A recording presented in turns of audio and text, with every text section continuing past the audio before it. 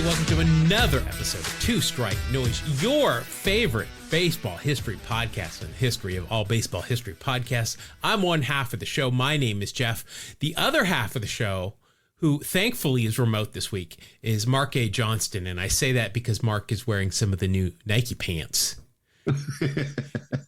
So I'm glad you turned the camera off, first of all. Yeah, they're very comfortable. It's like you're not even wearing them. Right. All right, I'm just going to leave that one alone. Let's talk about some actual baseball instead of Mark's perceived endowments, I guess. Let's go ahead and get right into our BP segment.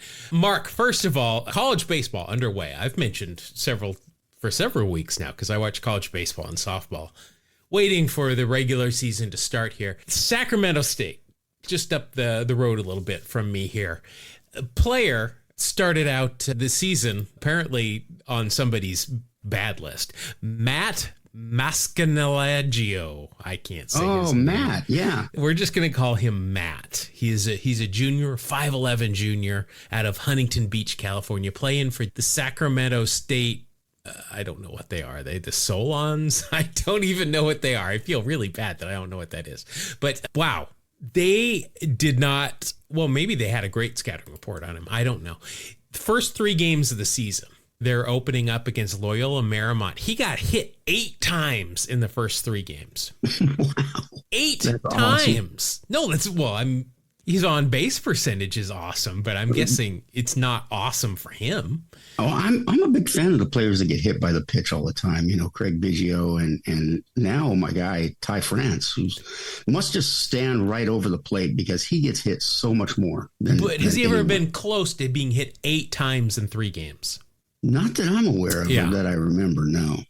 So I'm guessing that the scouting report was like, dude cannot hit an inside pitch to save his life. Maybe is he chopping at these things? What's going on with that? Is he crowding the plate?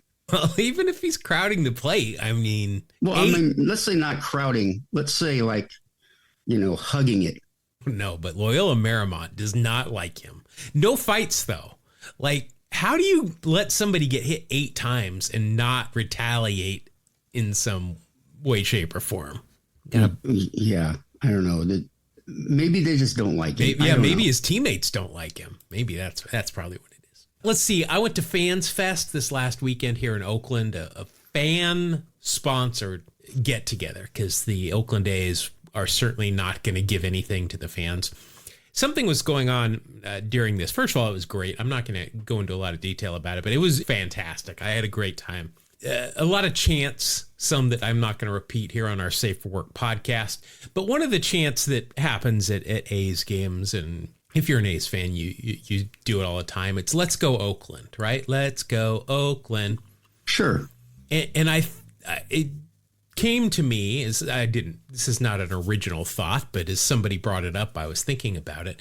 Any other teams chant where they mention the city in the chant? You know, there's like, "Let's go Cubs," "Go Leafs go," "Let's go Dodgers." Nobody's saying, "Here we go San Diego, here we go," or anything like that, right? This is true. You're pretty stuck on 1 or 2 syllable team. Yeah. So and I'm asking for help here because I obviously don't know every team's go-to chant. I'm wondering if there is any other team, and in any other sport for that matter, even, that mentions the city as opposed to the team name. And I can't come up with any. The A's, that's 1 syllable, so it's kind of hard to work that into a chant, I guess. In Oakland. That's true. Here we go, A's. Here we go. Well, Hal the hot dog guy, who is a famous vendor, he was a famous vendor at the Coliseum, goes around and he would always start a chant. Well, he starts many chants. And one of my favorite ones that he does is he goes, "Give me an A." And then everyone goes, "A." And then he stops. That's it. That's the whole chant. I like that. Let's see. Speaking of the Oakland Athletics and my favorite player of all time, Ricky Henderson. I found a autographed Ricky Henderson baseball that was up for auction that he had signed with several of his superlatives from his career, including 2-time Gold Glove. He only won 1. Maybe he believes He should have won a second one. I guess when you win the MVP, he might feel that you are owed a Gold Glove that season, even if you were a DH and you win the MVP. Yeah, I would say it's probably worth more than a ball that he signed just Gold Glove. Let's buy it. Let's do it. All right. It's done and done. Why wouldn't you? I'm watching a lot of spring training games. I'm sure you and a lot of our listeners are enjoying them. Seeing a lot of brothers and sons of former or current players during spring training. There's more of them this year. I don't know if I'm just paying more attention to them. Like I saw Rafael Devers' brother last night. Had no idea he had a brother, let alone that he played baseball. I saw this guy playing for the Marlins. I'll give you one guess who his father is. Griffin Conine. I have no idea. I'm thinking Jeff. No, it's Rene Gonzalez. No, of course it's I should have known that too. But, I knew that. By the way, I've used Rene Gonzalez several times in Immaculate Grid the last couple of weeks. Good score right there. I'm just telling you, the original number 88, Rene Gonzalez. Yeah, Griffin Conine playing for the Marlins, of course. I guess if your father is Mr. Marlin, you gotta get drafted by the Marlins. Also, this was a great story I heard. One of the great things about spring training is you get a lot of guys in the booth that you're not going to get during the regular season, or they might be on a headset down. Like I was watching the Mets game today. Darryl Strawberry's there. They had him on for a couple innings. So you get a lot of former players, especially. And I heard a great story here. This goes into the Manny being Manny category of Manny Ramirez. When he came up as a rookie, a couple of players on the team convinced him that he needed a passport to travel to Texas when they were playing the Rangers. Awesome. That's so hilarious. That's almost as good as the guy that pretended he was deaf. Yeah. Oh, yeah. That's the greatest practical joke against. Of all time. Yeah, they did that to Jeff Francoeur in El Paso. That's right. That's right. Let's see. We had our first Lars Nootbaar sighting of the year, of the spring. About time. Yeah. I missed Lars. Well, first of all, Lars needs to play for the Red Sox because Nootbaar. I like it. I think that's kind of made for Boston. But he was just taking BP on like a side field. And apparently he hit one and it shattered the windshield of a car that was parked beyond the fence. Who parks their car anywhere near a baseball stadium? Especially a major league. Mistake. Yeah, I mean, I think this person deserved it, if I'm being honest. No, I'm with you 100%. Though, if that was my car, I would scoop up all those little pieces of glass because, it's a car. So when it breaks, they're just those little tiny pieces. And I would sell them in Japan because they're Lars Nootbaar crazy. I would sell them as little pieces of glass that Lars Nootbaar, Ooh, yeah. I just $1, 1 yen, whatever, because there's got to be 1,000 of them. Make a quick buck or a quick yen. Again, full of ideas. Not great, but I've got ideas. No, that one's not bad. Let's see. A lot of expansion talk in MLB right now. I think it's because Rob Manfred feels like he solved the Rays and the A's. Those are so close to being done that now he's ready to talk expansion. I was thinking, Mark, where in the lower 48 states? So we're going to exclude Alaska and Hawaii. I'm sorry if you're listening to us in Alaska and Hawaii. You're not going to get a major league team. If you don't know that already, I hate to be the one to break it to you, but you're not going to. Where in the lower 48 states would you think would be the last place to locate an expansion franchise? Boy, Vermont? My choice was Winnemucca, Nevada. Oh, sure. Winnemucca. Great place. I have no idea what you're talking about. Winnemucca is awesome. Like dead in the middle. It's in the center of Nevada. When we used to drive back and forth from the Bay Area to Salt Lake City, that's always where we'd stop for the night at the old Red Lion Inn and Casino because it was right in the middle of the state of Nevada. And listen, I'm sure that the Winnemucca Chamber of Commerce has done a lot to improve the city of Winnemucca, Nevada in the last 40 years or whatever it's been. No, you know what? I went through Winnemucca like 3 years ago. It was still fantastic. I say facetiously. That's where I would say, or Montpelier, North Dakota What's the capital of North Dakota? Montpelier's in Vermont, man. What? Wasn't that my answer? Well, you said Vermont. Montpelier is the capital of Vermont, isn't it? Yeah. Yes. What is the capital of North Dakota? Is it Pierre? I think it's N. Oh, you mean, I thought I was thinking capital letter. See, people, I don't get enough credit for editing this podcast because I got to sift through stuff like that every week. You don't get enough credit for that. I gotta say, if we win any editing awards, I can't even walk up on stage with you. I think it's Pierre, right? I knew it was something like Montpelier and Pierre is similar. I don't know. I don't think North Dakota is going to get a expansion franchise. I don't know. Well, I got a good friend from North Dakota. They love their hockey. Yeah, and I believe I think it's Bismarck in North Dakota. Bismarck. What's South Dakota then? And why do we have to have a North and South Dakota? Can't we just merge them? No, those people don't really like each other, I think. Oh, okay. Pierre is South Dakota, so you were close. All right, enough geography. Let us know where you think. And if anybody says Oakland, I swear I will come and I will find you. Last place in the lower 48 that MLB would locate an expansion franchise. You think we have any listeners in Winnemucca? They win a special prize if they. I don't think they have. I don't think they have internet in Winnemucca. Oh, harsh, man. Yeah, we should totally do a live show from Winnemucca, Nevada. Yeah, absolutely. Let's get a GoFundMe going. Well, I'm hoping that if the Red Lion Inn and Casino is still there, that they will comp us and want us there. You would think, yeah. Okay. Well, we'll do half of the show will be there. Why don't you go there? I've had enough Winnemucca. I just want to remind everybody as opening day is coming up, it is that time of year again where if you need MLB.TV, that you can get it for half off. All you have to do.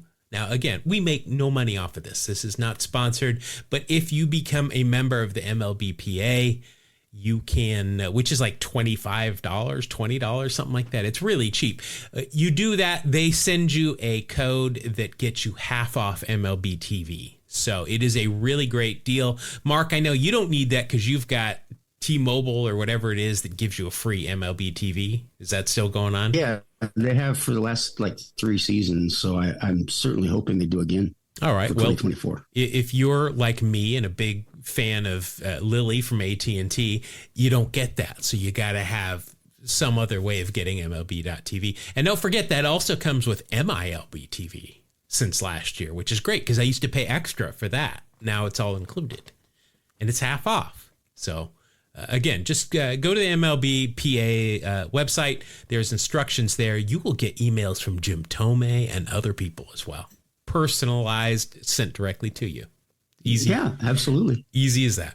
Mark, we got a suggestion from one of our longtime listeners, somebody that both you and I got to meet separately during last year, longtime listener Marshall, who usually gets us in Kangaroo Court, but he came up with a great idea. This is something that we had kicked around a while ago, but when he proposed it, it sounded like a great idea. So if it's not good, you know who to blame, but I think this is going to be good. So this is show number 242 for us. So what Marshall suggested is that for each show, we come up with a stat that is relevant to the show number. So in this case, we're looking for 242. That could be a batting average. It could be a compiled number. It could be whatever. There's no rules here except for it has to do with baseball. So for example, Mark, my 242 stat was 242 career doubles. I found this interesting that both Slidin' Billy Hamilton, that's the old Billy Hamilton, not the new one that can't get on base to use his speed, but the Slidin' Billy Hamilton and Tim McCarver, known speedster. Oh yeah. Both have the same amount of career doubles, and that is 242. Very nice. How does somebody, I guess Billy Hamilton would just stay on first so that he could advance to third on a single and pick up a stolen base. So he didn't want to go to second. That's why he only had 242. But what number did you come up with? Well, I wanted to talk about Ichiro's rookie season, 2001, when he won MVP and Rookie of the Year. a Gold Glove, a Silver Slugger, and was an All-Star. Quite a good year, hitting .350. Jeez. But his on base was only .381 as he walked 30 times. He's not up there to walk. Japan's an island. You can't walk off the island. Right. That incredible rookie year was punctuated by 242 hits. Wow. Yeah, he hit .350. So, 242 each of a rookie season. So you told me this. That is Ichiro's rookie season. He went on then, though, to also break the all-time single-season hit record in 2004 with 262. Well, we know what our show fact is going to be in 20 shows. That's exactly it. Yeah, he had 372 that year. Jeez. And that broke the mark that was set in 1920 by George Sisler. Yeah. Gorgeous George was his nickname. Could have been. Yeah. And then third on that list is Lefty O'Doul. All right, Mark, trivia time. I know we missed a show last week, but the trivia that we asked prior to that was, who was the first player that struck out 100 times in a season without hitting a home run? I think that, Joe, I was going to say that might happen more lately, but it doesn't. It's only happened 3 times in the history of the game. Oh, wow. But I was thinking that maybe it happened more recently because guys strike out more, but no, because guys also hit a lot more home runs. Sure. Surprisingly, Brian Krause got this answer correct. He's always the first guy to jump Brian in never there. misses. No, he doesn't. The answer, 1906, Billy Maloney. Remember Billy from the... I remember like it was yesterday. Yeah, the Billy Mahoney from the Brooklyn? Were they the Bridegrooms at that point? No, they were the Superbas. Oh, my favorite team. Yeah, in 1906, he had 116 strikeouts, which led the league in no home runs. Wow. Yeah. That's rough. For his career, by the way, let's see, he was a catcher outfielder. No, catcher center fielder is what he's listed at. He played all the outfield positions. Kind of an odd interesting combo mix there. Yeah. In his 6 years in baseball, he did hit 6 home runs. And one year in 1905, he led the league with 59 stolen bases. But he also led the league in strikeouts 3 consecutive years. That's really strange. Almost had as many career strikeouts as career hits. Not much in terms of making contact. Also to do that, Manny Lee from the Blue Jays back in 1991 and Michael Bourne, 2015. Oh, wow. It's so odd to see somebody with no home runs. Yeah, they have no power, but they're still striking out all the time. Yeah, and back before, I guess, steroids, you could just not be a power hitter. That was a thing, but it's not anymore. Like you just run into a home run now. That was a interesting question, but congratulations to Brian Krause for that. New trivia question. Oh, I didn't look. We probably have debuts coming up next show. I didn't look for this stuff. Yeah, I'm excited about that. But here's a trivia question. What major league team has never had a rookie hit a home run on the first career at bat? Never. Wow, that's a good one. And you can't use StatHead for this one, I don't think. I don't think this one is gonna do that. Only major league team to never have a rookie hit a home run on their first career at bat. So was it the Superbas? No, they did. And you know very well that the Superbas went on to become the Brooklyn Dodgers. I'm sure the Dodgers have had a rookie hit a home run in their first at bat. Yeah, I'm going to say they have. And that's not the answer. So, keep moving. All right, let's go through our main story. Let's get to our main story. Grounds crews out here, they're doing a fine job down here in spring training. They're in mid-season form already. But let's go ahead and jump into the main topic today. Mark, I have got a story. First, I wanted to talk about somebody we talk about quite a bit on this podcast, but we've never done a full-on story about him, and that's Hack Wilson. Oh, sure. Hack Wilson, legend. Hack-a-tat. A couple of things should come to mind when you hear the name Hack Wilson. First and foremost, 1930. Possibly one of the greatest single offensive seasons ever put up by a human in this universe. Second, fighting. Third, something that is often related to fighting, and that is booze. So this pretty much sounds like a typical episode from us. It's going to be an old-timey baseball player. No farm accidents, however, but booze and a lot of it. The latter being the booze, was something that young Lewis Wilson learned about early, as both of his parents were raging alcoholics. He was born when both of them were only 17 years old. His mom unfortunately passed away 7 years later.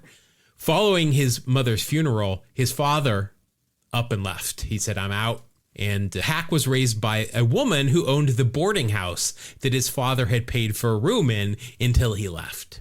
Lewis dropped out of school after 6th grade, worked for a printer, and he would haul large reams of paper and other heavy equipment. Hack had a very unique appearance. He became very strong by hauling all of this equipment, but he was short. He was 5'6". And I'm sorry to all our short kings out there calling 5'6" is short, but that's short. Yeah, I mean, I'm taller than 5'6", and I'm a little guy. Well, he was 5'6" height-wise. He was almost as wide as he was tall, but it was all muscle. Right. Legendary sports writer Shirley Povich once said Wilson was, quote, built along the lines of a beer keg. Despite his size, though, his hands and feet were exceedingly small. He wore a size 5.5 shoe. That's small. That's my kind of guy. You don't wear a 5.5. I do. I wear a 5. It's hard to get shoes without Power Rangers or Sonic the Hedgehog on them. Then they all have Velcro too, which is a lot of them. Yeah, until eBay came along, finding shoes, adult shoes, was very difficult for me. Wow. Okay, this is something I did not know. All right. Well, there are theories that Hack may have suffered from fetal alcohol syndrome, and it frankly wouldn't be a shock given what we know about his parents. Wilson broke into the big leagues with the New York Giants in 1923. His first 3 years as a Giant were just okay. He was mainly a bench player. He did manage at one point to hit the longest home run hit at Ebbets Field in 1925. And then 2 months later, he crushed 2 home runs in the same inning. But the manager of the Giants, John McGraw, never really a big fan of Hack. And after slumping in 1925, Wilson was demoted to Double-A. It hurt, obviously. You get sent from the big leagues down to Double-A. But it ended up being a blessing for young Hackerson. I don't know what the formal of Hack is. Let's talk about the nickname before we go any further. Nobody is 100% sure how he got that nickname, but there are a couple of theories that frankly all seem plausible. 2 origins are similar and refer to the fact that he looked like somebody else who was already called Hack. One of them was George Hackenschmidt, who was a professional wrestler of the day. Nice. If George Hackenschmidt was not called the Hacksaw, I'm giving up on giving out awesome nicknames. Oh, man. Yeah, he had to be. The other person he looked like was Hack Miller, who was another baseball player at that time. The third theory is that his squat body bore some resemblance to a taxi cab of the time. Cabs used to, and I think still are, referred to sometimes as hacks. Are we perhaps, though, overlooking the most obvious origin? Guys who go up there and swing hard and hit the ball hard might just be called hack because they take big hacks, right? Yes, they're taking their hacks. They get it. They make sure they get their money's worth. Let's get Jeff Leonard on the phone now. And you notice I called him Jeff. Yeah, because remember he screwed me in Wax Packs Heroes a couple of weeks ago. And I told him I was not going to forget. You still won. Why? I don't know why you're still. But I think I lost that week because of Jeff Leonard. All right, back to the story. Since being demoted to Double-A, the Giants kind of forgot that they had stuck him down there. And after the season was over, they didn't pick up his option, which automatically left him unprotected, meaning that other teams were eligible to draft him. And that's just what happened. The Cubs snapped him up. Joe McCarthy, who had taken over as manager of the Cubs, he and Hack hit it off. They were like best friends. It's kind of one of those situations, too, where a player and a manager just click, and that manager knows how to get the best out of the player. Kind of like the way that Billy Martin used to be able to do that with Ricky Henderson. He understood Ricky's brain, how he worked, and Ricky always played better for Billy Martin. Yeah. So McCarthy, he had his hands full with Hack, even though they got along famously. But he also had one of the most potent bats in baseball from 1926 to 1930. Case in point, May 24th, 1926, Hack Wilson hits the center field scoreboard with one of the longest home runs ever in Wrigley Field history as the Cubs come from behind and beat Boston. Later that same evening, Hack was arrested during a police raid. This is during Prohibition of a speakeasy. We mentioned this before when he debuted. I remember I looked this up. He was trying to escape through a rear window. Well, the police came in the front of the speakeasy. They caught him, and he was fined $1. Oh. I just really hope that it was a small window because he was kind of a big guy, and he was just struggling to get through it and was only like halfway, and his feet are just kicking, trying to get through, and they're just laughing and pointing. And the mental picture there is hilarious. I know. I just really hope that's the way that it went down. Let's see. McCarthy overlooked a lot when it came to Hack. He was once quoted as saying, Hack usually played in the outfield, but I'd put him at first base because I wouldn't want him to have to stagger as far out of the dugout to his position. Wilson, though, always insisted that he never played drunk. Hungover, yes, but drunk, never, according to Hack. There's another incident from 1928 that must be shared when talking about Hack hitting things. It was a doubleheader in Wrigley Field, and in the second game, Wilson grounded out, and on the way back to the dugout, there's a milkman in the stands. I know he's a milkman because the article said so. I'm not sure if he was there in like an all-white outfit with a little white bow tie and the milkman hat. I don't know. That little carrier that held out the milk jug. The six-pack of milk. I don't know. I just know he was a milkman. He's sitting in the stands, and he's called Edward Young. And he starts to heckle Hack from the stands. I'm not sure what was said. I'm sure there was some colorful language from the bleacher bum up there. But he essentially told Hack that he sucked and he should be benched. This is Hack Wilson, who would lead the league in home runs for 3 straight seasons, knock in 120, and have a .404 on-base percentage that year. But sure, yeah, he should totally be benched for grounding out that one time. Yeah, what a loser. Yeah. Hack did not care for this language one bit, and he headed into the stands, as many players in this time would tend to do, and he wanted to show Young just how much he didn't like it. If you see a picture of Hack Wilson, and I have already described him, as has Shirley Povich, he's essentially a fire plug with legs. Hack got in some good licks before other players jumped in to separate them. Young was arrested and thrown in milk jail. I don't know. Wilson faced a fine from the league, but the big news was that the milkman Young filed a $50,000 lawsuit against the Cubs and Hack Wilson. That's nearly $1 million in today's money. So that was a big lawsuit back then. We'll revisit that shortly. Just put that one on the shelf. We'll come back here in a minute to that. So fast forward to July 4th later that year, literally 2 weeks after the Milkman episode. Guess what? Another doubleheader at Wrigley. Bunch of them. In the second game, Wilson singled, and he's standing on first base. This is against the Cincinnati Reds. And one of the Reds pitchers starts chirping at him from the dugout. Words are exchanged because, of course, Hack Wilson can't let that go. And this Reds pitcher, Ray Culp, challenges Wilson to come and get some in the Reds dugout. He's not going to go out there, but if he wants part of Ray, come into our dugout. Seems like a lot of false bravado to ask somebody you're drawing at to come into your dugout. Right, but, yeah. Come on, tough guy. Well, Hack Wilson said, let's work. And he jumped into the Reds dugout. Landed a clean blow to Kolb's jaw and sent him sprawling before he was tackled. After the game, both teams were headed out of town. Unfortunately, they were headed out of town on the same train. Ooh. Yeah, Wilson's still mad. He's looking for Kolb at the train station. The previously mouthy pitcher had already hunkered down in the Reds' private railroad car. He wasn't coming out. Probably couldn't chirp anymore after that cross that Hack had landed earlier on his jaw. But Reds pitcher Pete Donahue, who had started that second game, by the way, he's the one that gave up Wilson's single before this all went down. He got in Wilson's face, essentially telling Hack, hey, if you want some more, me and the rest of the boys were down. Before he finished getting that sentence out of his mouth, pow, right in the kisser. To the moon. That's what they used to say at that point. Wilson leveled him. So, one thing we've learned today is if you challenge Hack Wilson to a fight, he is not going to say no, and he's also going to start immediately. Like he's not going to wait around and, lay down some ground rules. He's just going to start swinging. Maybe he was a bit impulsive. Yes. You think?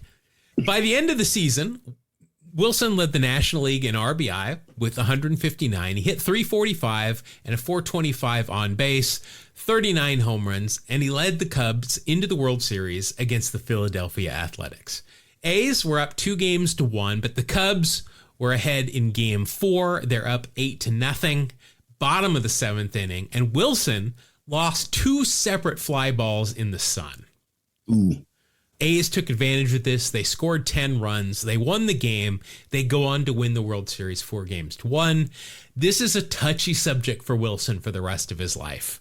Obviously, fans would bring it up to him all the time when they were heckling him. Other players would bring it up. I don't think that's a good idea, knowing what we know about Hack Wilson, but they did. No. Apparently, during the offseason, a lot of baseball players at this point took to boxing to earn extra money. Often these matches happen to be against other baseball players. This should shock nobody, but Hack Wilson was very good at this. He was scheduled for a fight with White Sox first baseman Art Shires that would have guaranteed him a payday for the fight equal to that of his yearly salary from the Cubs. Wow. So in one fight, which he undoubtedly would have won, he would have made as much as he made for the whole baseball season. Commissioner Kennesaw Landis finally stepped in and he said something along the lines of, listen, I usually only step in to keep minorities out of the game, but in this case, I'm going to say no more prize fights for ball players or you will be considered retired permanently from baseball.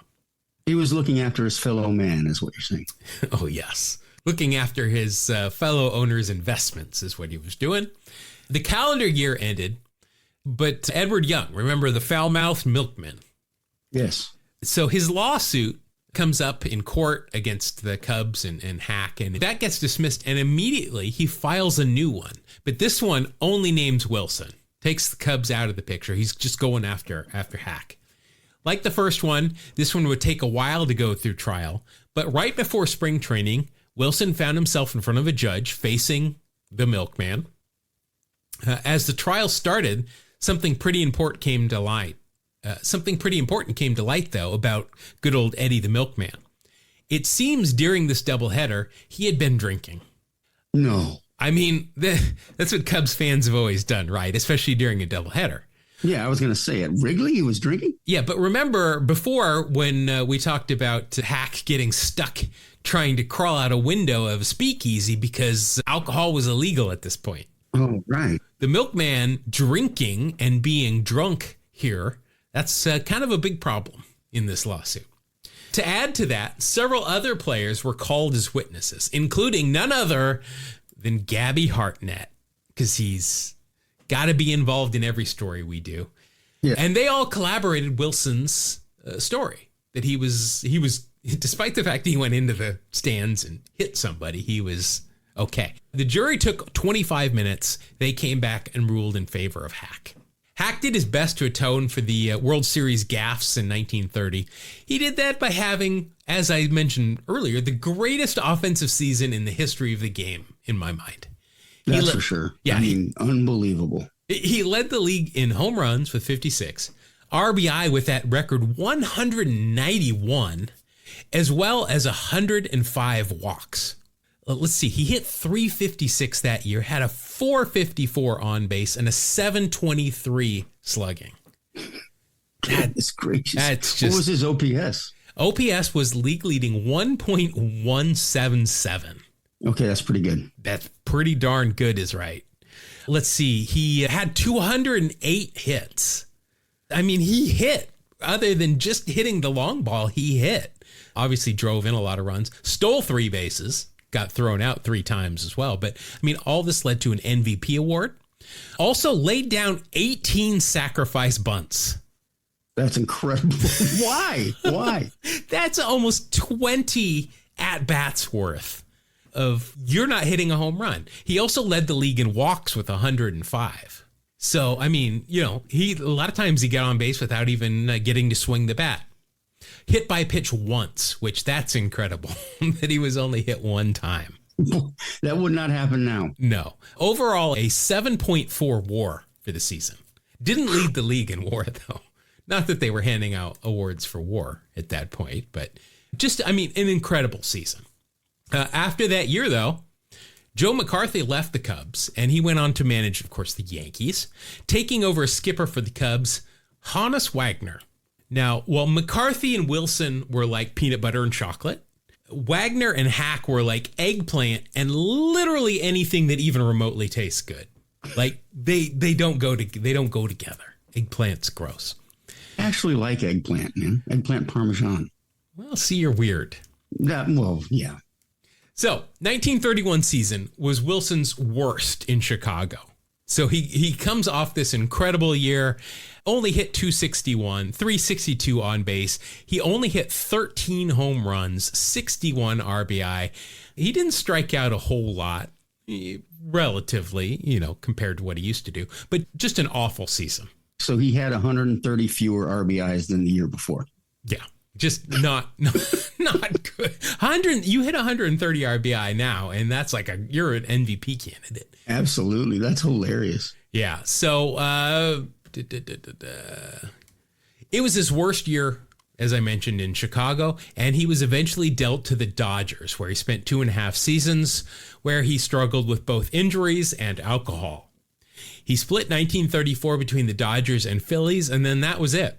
4 years removed from his record-setting season, and he's out of professional baseball. In retirement, Wilson became a partner in a pool hall in his hometown, which is not in Iowa. For all you Music Man aficionados, this is it's not the pool hall there in River City. He spent most of his time there drinking with friends and comping a lot of their bar tabs. He also got pretty friendly with a woman that worked there at the bar, eventually divorcing his wife to marry this barmaid. For the next 18 years, he bounced between jobs, barely making ends meet. He was in and out of the hospital because of the years of drinking and hard living until he finally passed away in 1948 at the age of 48. His body was left unclaimed at the morgue until enough money from passing the hat around his favorite bars was made to be able to come and get his body and bury him. Hack was inducted into the Hall of Fame in 1979 via the Veterans Committee. If you ask me, there's a reason he didn't get in during the eligibility period after retiring. Hack only played for 12 years in the majors. He ended up with 244 career home runs. Almost 25% of those were hit in 1930 alone. Almost 20% of his lifetime 1,063 RBI were driven in that one season as well. Overall, Hack led the league in home runs at 1.5 of 6 seasons in a row, equaling the feat in strikeouts as well. If you could get into the Hall of Fame on a single season, there is no better argument than Hack Wilson. But the hall would also be littered with Shane Spencers and Brady Andersons and Lou Bordeaux's. This is true. Yeah, that's a good point. They should have a wing, just a Hall of Fame season wing in the Hall of Fame. If Hack were playing today, though, I can promise you he would probably be one of my favorite players, if not my favorite. He probably would have also been suspended indefinitely by the league long before his career was over. So 12 years might have been a pie in the sky goal at that point if he was playing today. But give me Harold Baines or Jack Morris over Hack Wilson when it comes to Cooperstown, in my mind. I wanted to talk about Hack because he's not in the category of Gabby Hartnett or Gabby Street, but we do talk about Hack Wilson a good bit here on this pod, usually because of that 1930 season and usually because of those 191 RBI. Just how impressive is that record? The closest. It's ridiculous. Oh, it's absolutely ridiculous because people had to be getting on in front of him as well. Remember that. I mean, he hit a lot of home runs, but you only get 1 RBI if it's a solo shot. The closest anybody has come to this mark since I've been alive was in 1999 when Manny Ramirez knocked in 165. That year, Manny hit 333 with 34 doubles and 44 home runs, yet he was still 26 RBI short. That's like an entire month's worth of runs driven in for most like MVP level candidates. Right. Second to Wilson's 1930 season in RBI is Lou Gehrig, who just happened to do it the very next season when he knocked in 185. Every other serious challenger to this mark was in the 1920s or 1930s, other than that Manny Ramirez season. I'm willing to wager Manny didn't have 18 sacrifice bunts. No, I'm guaranteeing you he did not. I don't even think he has that in his entire career, Little League included. I would guess not. Yeah. So there you go. There's Hack Wilson, somebody we've talked about an awful lot, but now we can say we've done an entire deep dive on him. Nice. Something I want to point out is in 12 years, he put together a career 38.7 WAR. Not bad. It's not bad. Again, for me, not Hall of Fame worthy. I mean, Hall of Fame, you got guys that aren't in. Let's see. Dale Murphy's career WAR is 46.5, which I thought it would be a little bit higher than that, but he needs to get in. All right, Mark, that's going to be enough of our rambling here. It's time to get into the final segment of the show. So let's jump on into Wax Packs Heroes. Wax Pack Hero! Gonna pull a Wax Pack Hero! Stars in his eyes. Hero! On a podcast tonight. The regular season hasn't started yet, Mark, so we are going to do a little exhibition here for the next couple of weeks. We're gonna shake it up here. The current way that we've done Wax Packs Heroes, we've been doing it for several years now.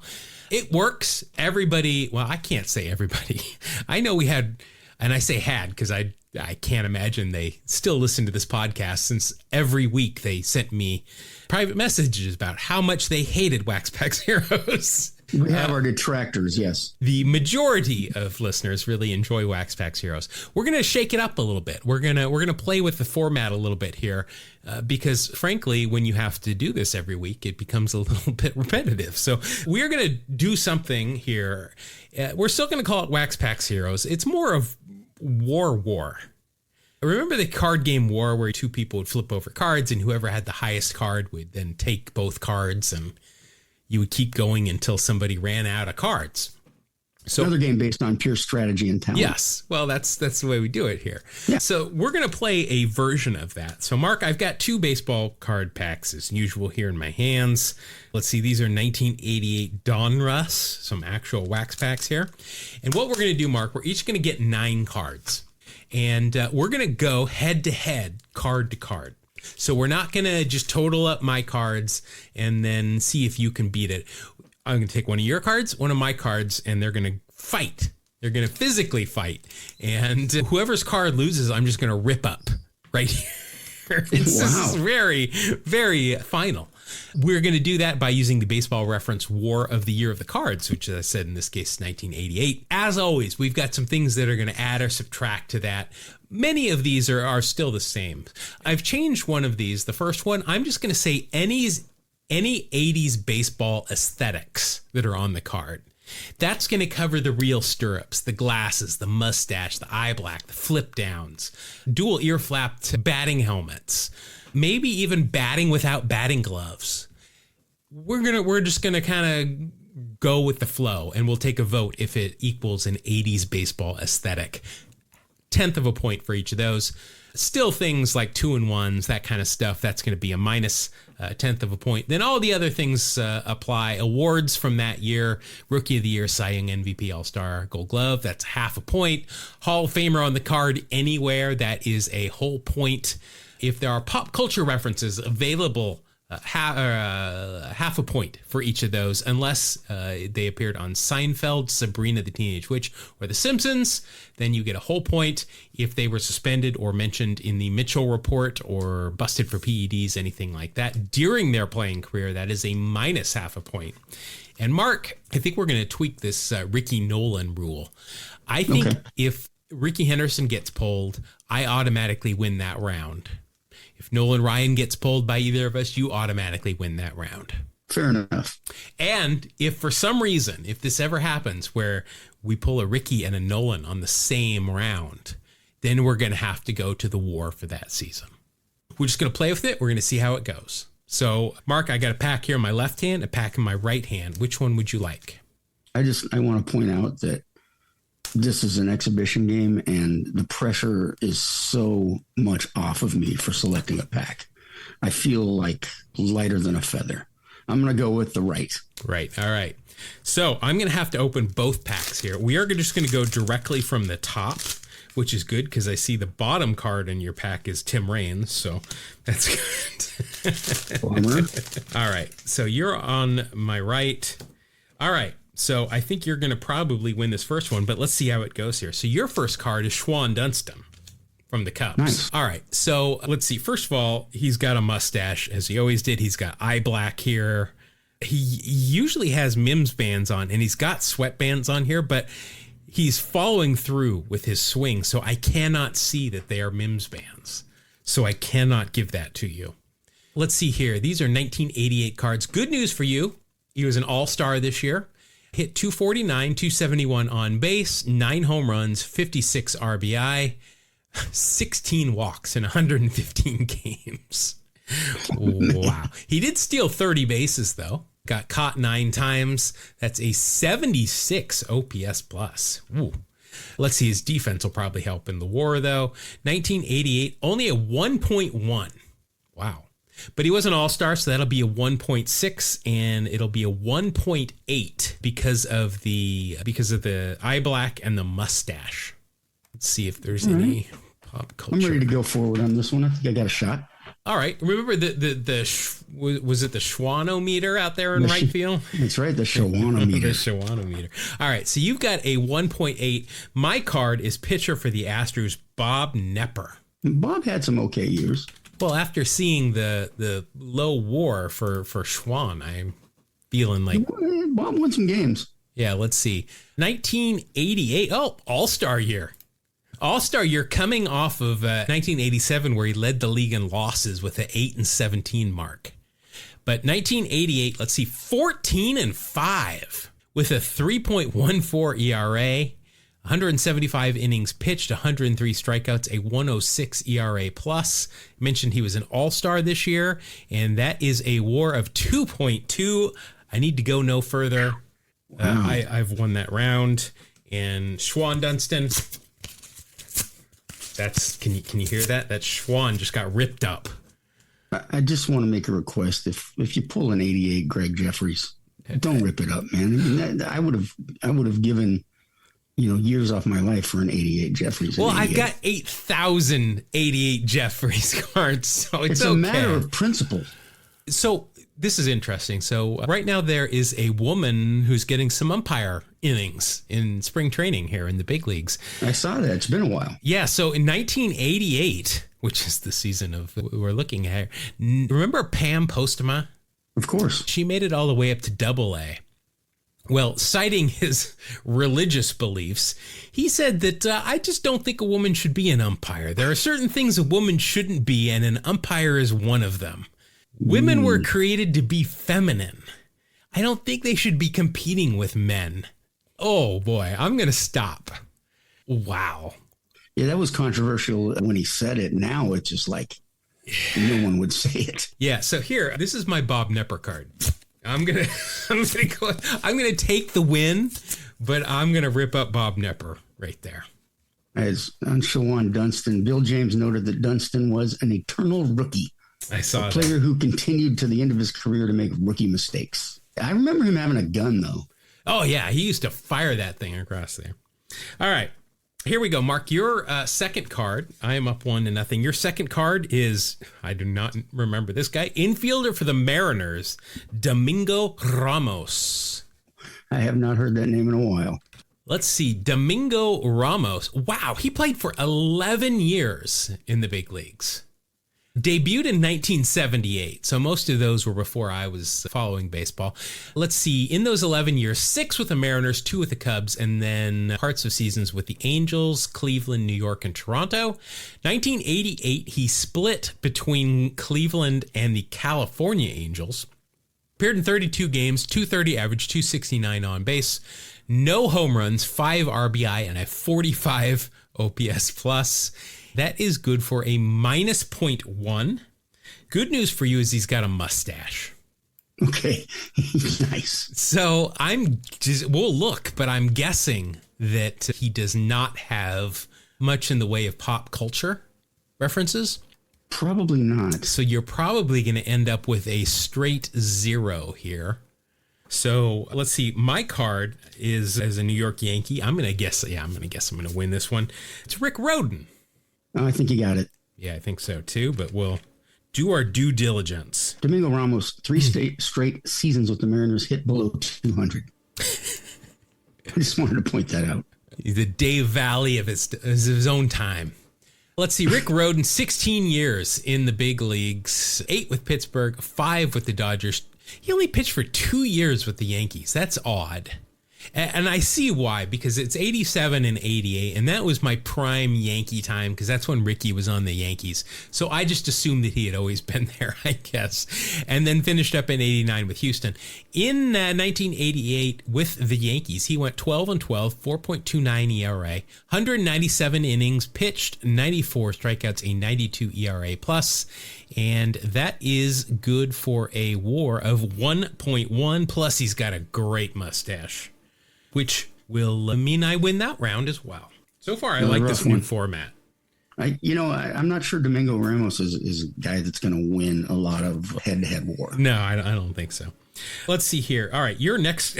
Oh, I thought that was a Greg Jeffries. No, but it is a New York Met. It is Lee Mazzilli. Mazzilli played for a few different teams.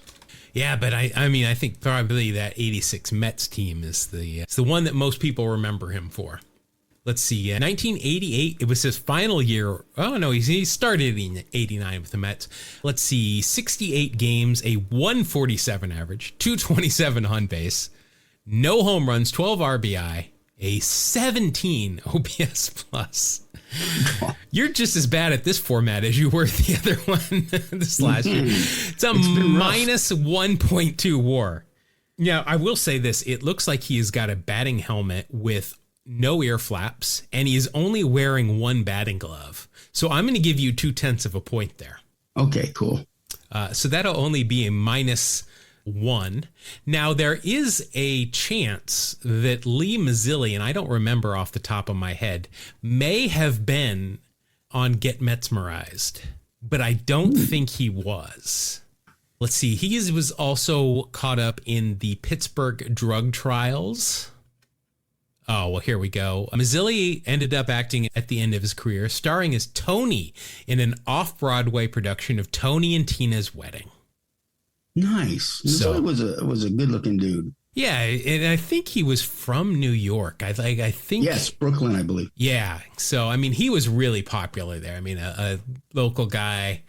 Mets win the World Series. Yeah. So, let's see. I am going to give you a half a point for that. So, you're only going to be at a minus half a point. So far, so good. Yeah. Let's see. And I have got a rated rookie card here, so he might not have played in the big leagues at this point. It is none other than Yankees fans' favorite Jack McDowell. Blackjack. Musician. Well, true. I mean, there's some pop culture points right there. His band. Yeah. Let's see. 12 years in the big league, 7 with the White Sox, 2 with the Angels, 2 with Cleveland, 1 with New York. And what a year it was. 1988, he did pitch 26 games, 26 starts, 5-10 record, 158 innings pitched, 84 strikeouts, a 100 ERA plus. And that is good for a WAR of 0.9 plus the pop culture. I'm going to go ahead and say that is another win for the good guys. Do you lose any points for flipping the bird to the crowd?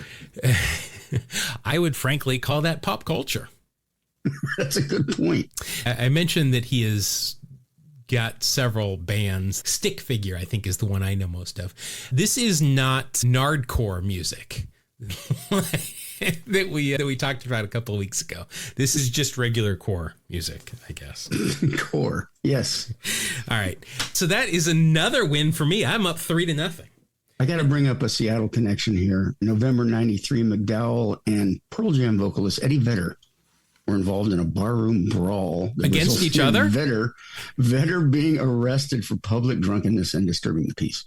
Yeah, but were they fighting together or were they like teaming up? Because I know Eddie Vedder's a big baseball fan. Yeah, I think they were teaming up. All right. It's like a wrestling match. It's just those two, and all the other heels are in the ring with folding chairs and very random combo. Yeah, that really. But you know what? He was a musician. Eddie Vedder likes baseball, so I mean, frankly, it makes sense. I can see it happening. One of the other things about this new format is the winner only has to win 5. So we could only pull, I guess that would still be 10 cards, which is, pretty good number, but I am currently up 3-0. All right. Your next card is another New York Met. This pack sucks. I'm just going to tell you. This card is also woefully off center, but I don't think it's going to affect the value of infielder Bill Allman. Not Almond, Bill Allman, who we have never had in Wax Facts Heroes. But yet, I joke, he played for 15 years in the big leagues. Again, though, he debuted in 1974, so I was 2 years old at that point. Let's see, 1988 was his final year in the big leagues. It was with the Phillies. Of those 15 years, 6 with the Padres, 3 with the Bucks, 2 with the Mets, 2 with the A's, 2 with the White Sox, and then Montreal and Philly for a year each. Only appeared in 20 games, hit 115, 15 OPS plus. You can see where this is going. A minus .2 WAR. Nothing on this card is going to help you at all. First round draft pick by the Padres in 74. Yeah, number 1 overall. Oh, wow. Yeah, you're right. First pick overall. I mean, I guess you probably don't want to give up on him, too. Oh, yeah. Well, it says here in 81, starting shortstop for the White Sox, he hit 301 with 16 stolen bases. And got MVP votes that year. Career-wise, 4.64. Yeah, not great. Nothing else here is going to help you out. So, yeah, that's his WAR. Did I say that his WAR was a minus .2? Nice. All right. Another good one. And I don't even need to look at this. Now, this is odd because I have got a Donruss Diamond Kings Tim Raines, which is the last card in your pack. So it's almost as if my pack is starting at the end of your pack. I'm guessing Rock had a better year. Yeah, we don't even need to go through that. I'm just going to give myself the win there. All right. Well, this one will be fun. You got a shot here. Okay. You've got a Donruss MVP card, and it is none other than Wally World with the California Angels. Wally Joyner. There's a Wally. There's not many Wallies in baseball, and yet I just confused 2 of them. Let's see. Wally Joyner, 16 years in baseball. In the big leagues. 7 with the Angels, 4 with the Royals, 4 with the Padres, 1 with Atlanta. 1988 with the Angels, 158 games, 295 average, 13 home runs, 85 RBI, 120 OPS plus, and that is good for a 3.2 WAR. You know what? I think I'm going to give you a tenth of a point of WAR because the Angels are wearing pullover jerseys here. Ooh, sweet. Which is, that's a good look. So that'll be a 3.3. Let's check for some other things here. He was in a couple of movies produced by the Church of Jesus Christ of Latter-day Saints. Oh, boy. That is a cottage industry in Utah. I'm sure. You go around and there are billboards for these movies that I have never heard of. And they do really well. And they're like only released in like Utah and Idaho. And then they're straight to video. But yeah, that's a cottage industry there. The characters he played were Brother Angel. Oh, yes. Which is cute. Oh, yeah. Brother Angel. I got it. Brother Jensen. So he was a brother in both. Okay. Let's see here. Some interesting trade. He was traded for Bip Roberts at once, and then he was traded with Reggie Sanders and Kilvio Veras. There's a name I haven't heard for a while. To Atlanta from the Padres for Brett Boone and Ryan Klesko. That's not bad. All right. So that's a 3.8 for Wally World. All right. And my card, this is going to be interesting. Oh, but he is a Hall of Famer. Wade Boggs. And the pop culture references. I mean, you got The Simpsons right off the bat. You got Cheers. And you've got It's Always Sunny in Philadelphia. And 1988, he was an all-star and came in 6th in the MVP voting. So I'm going to go ahead and say that even though you got your best card, Wade had an 8.3 WAR that year. Yeah. Yeah, I'm going to go ahead and wow, that clinches it. That's 5. Well, that was fun. Well, you know what? I enjoyed it. I enjoyed it a lot. But the good thing here is I can just put the rest of these cards aside and we can use it for the next one. I don't think I want the rest of my Well, pack. what I'll do is I'll shuffle them. How about that? Okay, that's fair enough. That's a new format right there. I'm not going to lie. Wax Packs Heroes, it takes a long time for us. I edit the heck out of it because there's a lot of pauses for us to look up things and compare stuff. And plus, it ends up being about half an hour long, which cuts into what we can do with the rest of the show. So I enjoyed this format. I mean, it was very quick because I did win 5-0. It could be, 4-5 might be an outcome. So, we could get to be opening just as many cards, but let us know how this goes. We're going to do it at least a couple more times. Give it a shot, give it a chance. That's all we're saying. Let the kids play. Give it a chance, and when we get to the regular season, we'll make a decision. But I really liked this. It was quick. And yeah, no, it was fun despite getting completely trounced. Yeah, I had some good cards here. But I mean, you weren't going to beat Wade Boggs. He has way too many pop culture references alone. No, including the WWE. Oh, yeah, that's right. Yeah. Yeah, I mean, he's been on so many TV shows, and I know he acted as a cop in some movie that was really bad. And he's a Hall of Famer. And he's got the mustache. I mean, come on, you can't beat Wade Boggs. All right, so that'll do it. Exhibition game, but you know what? I had all my starters in there. Rowdy Tellez was on the mound again for these. So. Again. Yeah, we signed him to a big extension during the offseason. I can see why. He's a two-way player now. Yeah. For us. But that is going to do it for Wax Packs Heroes. That's also going to do it for this episode. Thank you, as always, everybody, for listening. We really appreciate it. If you want some more of us, go ahead and just go to any of the socials. We are at 2 Strike Noise. That is at TWO Strike Noise. You can find all of that in the show notes as well. I'll throw the MLBPA URL in there as well if you want to join that and get half off MLB TV. Again, we're not making any money. It's not sponsored. Just trying to help out our listeners. So I know a couple of our listeners did that last year. I heard from them. So I've already done it again this year. It works. It's easy. And yeah, do that. We also have an email address if you want to get a hold of us, Mark. Yeah, you can write to us at 2 Strike Noise, spell it out, TWO, Strike Noise, at gmail.com. There you go. All right. That'll do it for this week's show. We will see you all again next week on the next episode of 2 Strike Noise. Thank you. God bless you. Have a great day.